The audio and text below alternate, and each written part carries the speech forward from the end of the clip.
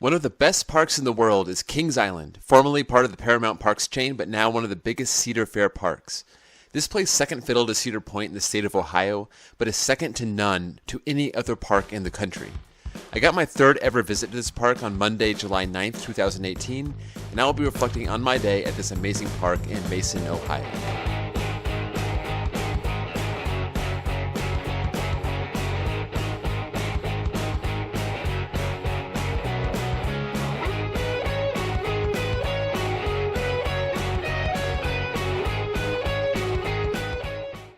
Kicking off the second week of my cross-country trip, we drove from Holiday World to Kings Island for my third trip to this park. My first came in 2002 when it was a Paramount park, and Son of Beast was its flagship attraction, with Tomb Raider being the big new thing. And I came back in 2016 to ride all the shiny new rides it had recently gotten. The big new ride for my 2018 trip was going to be Mystic Timbers, which I had heard nothing but rave reviews for. So we got there at opening and decided to skip the fast lane until it was obvious that we needed it. So we had a strategy to hit the low-capacity rides first, Firehawk and Flight of Fear. So we headed over to the X sector, and we were able to knock those out right away. We then went over to my first ever ride on Mystic Timbers. It was only about a 5-minute wait, and I saw they were assigning seating, but we were able to request the back without any problem. I went into the ride thinking that it was just a GCI, so how good could it really be? But let me tell you, this ride is amazing. It's fast, smooth, has a crazy amount of airtime throughout the entire ride. The shed was pretty lame, but it does definitely beat just sitting on a brake run. So we went back for a second ride before moving on to another Woody set in the forest, the Beast. This was riding really smooth for us, and I decided to avoid the very back row because of some bad experiences in the past. And we enjoyed our first ride so much that we went back for a second. So after the Beast, we moved on to one of my all-time favorites, Diamondback. This was a top 5 coaster at the time that I rode it on this trip, and my first ride was pretty underwhelming. So we gave it another shot, and the second ride was much better. We did a mini marathon with 4 rides in a row, and after that I was pretty comfortable with this top 5 ranking. This coaster is so efficient. It was running with 3 trains with minimal stacking, though it did have assigned seating, but the employee was fine with us choosing our own seat as long as it was in an open row. He made it clear that he would be in trouble if there was a train that got sent out with empty rows, so it shows the park's commitment to maximizing capacity. So after that mini marathon, we took it down a notch to pick up a new credit for me, Woodstock Express. This was my first time riding one of these wooden family coaster clones, and it was pretty good, so it's really too bad there aren't more of these mini wooden coasters like this for kids. After grabbing lunch at Subway, we took on Adventure Express in the front row, which is one of the better mine trains I've ridden in terms of theming and layout, though it does have that dreaded lift hill to end the ride. We worked our way over to my favorite invert at the time, Banshee. This is another high-capacity ride with 3 train ops that had no wait. So we got back-to-back rides on this amazing and intense B&M. My only complaint was the person at the front of the queue line having an issue with me having my camera out in the queue line, which was strange, but it's not that big of a deal.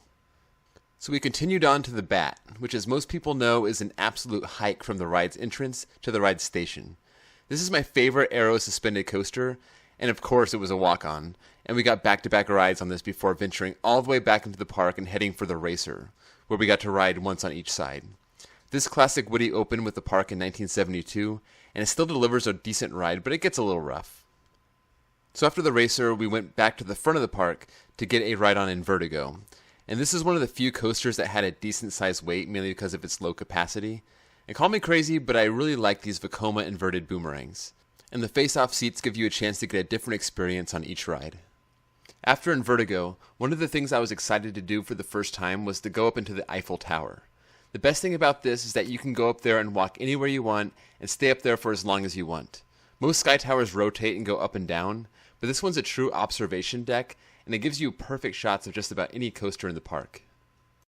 We moved on to Backlot Stunt Coaster, which is a pretty intense family premiere launch coaster, and then we hit the classic Aero Looper Vortex. This is a picturesque coaster that looks better than it rides, and an old Aero Looper that big and that old rides about as good as you would expect it to. So I decided to go back for a second ride so I can get some good eye view pictures, but my brother said one time was more than enough. Vortex was the last new coaster of the day, so it was time for re-rides. The 2 coasters I wanted re-rides on before leaving was Mystic Timbers and Diamondback, and I was amazed that Mystic still had about a 10-minute wait, so we got 2 more spectacular back row rides and it solidified its position as my top GCI. We wanted to get one more ride on Diamondback, But that line was surprisingly long, so we decided to wait it out because we knew how fast the ops were, but then it broke down. So we decided to walk around and do a photo lap around the park and then come back to it. And when it reopened, the line was much shorter than it was before, so we got one more awesome ride to cap off the day of coaster riding. We then headed over to the Coney Barbecue for some tri-tip and mac and cheese, and then we headed out so we can get up to Cedar Point for the next day. So some of my thoughts on this park. I believe it has an elite lineup and it has elite operations.